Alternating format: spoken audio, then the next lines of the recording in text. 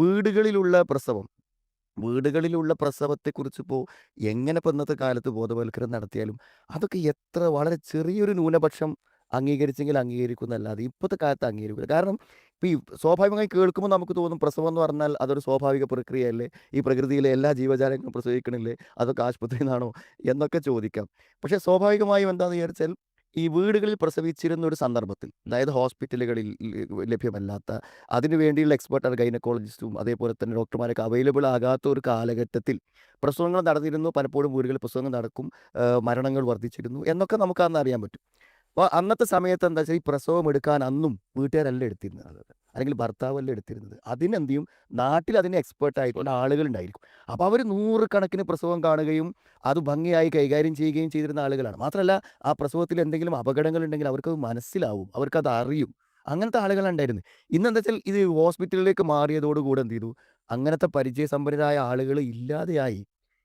അങ്ങനത്തെ ഒരു സാഹചര്യത്തിൽ യാതൊരു പരിചയവുമില്ലാതെ ജീവിതത്തിൽ ആദ്യമായി ഒരു പ്രസവം കാണുന്ന ഒരാൾ പ്രസവം എടുക്കുക എന്നൊക്കെ പറയുമ്പോൾ നമുക്കറിയാം, തീർച്ചയായും പ്രസവത്തിനാകുമ്പോൾ അതിന് വൃത്തിയുള്ള സ്ഥലം ഉണ്ടായിരിക്കുക, അതിൻ്റെ നടപടിക്രമങ്ങളെക്കുറിച്ച് അറിയുക, അതിൻ്റെ രൂപങ്ങളെക്കുറിച്ച് അറിയുക എന്നുള്ള രൂപം വേണം. ഇനിയിപ്പോൾ നമ്മളിപ്പോൾ പറയുകയാണെങ്കിൽ ഹോസ്പിറ്റലിൽ എത്തിയാൽ അവിടെ സിസേറിയനെ നടക്കൂ എന്ന ഒരു പ്രചാരണം സത്യത്തിൽ ശരിയാണോ? നമ്മുടെ എത്ര ശതമാനം അധികവും നോർമൽ പ്രസവമാണല്ലോ നോർമൽ പ്രസവം തന്നെയല്ല അധികം നടക്കുന്നത്. വളരെ ചില കോംപ്ലിക്കേറ്റഡ് ആയ കേസുകളിൽ എന്ത് ചെയ്യുന്നു, സിസേറിയൻ സിസേറിയൻ. നടക്കുന്നു. എല്ലാ സിസേറിയനും ന്യായമാണ്, ന്യായമാതിരി മാത്രമേ സിസേറിയൻ നടക്കുന്നു എന്നും നമുക്ക് വാദമില്ല.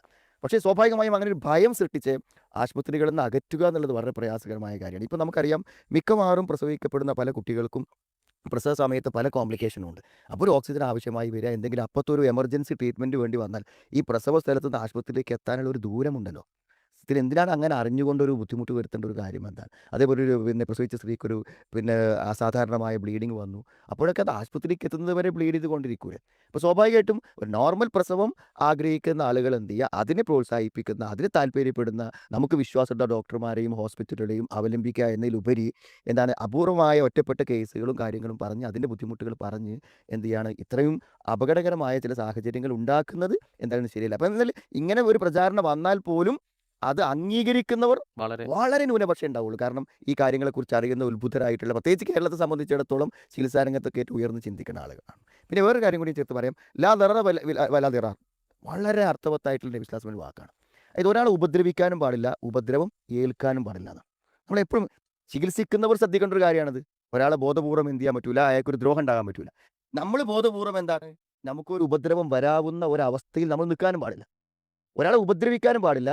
ഉപദ്രവം നമുക്ക് ലഭിക്കുന്ന ഒരു സാഹചര്യത്തിൽ നമ്മൾ ആവാനും പാടില്ല എന്ന് പറയുമ്പോൾ ഇതിൻ്റെ എല്ലാം പരിഹാരമായി.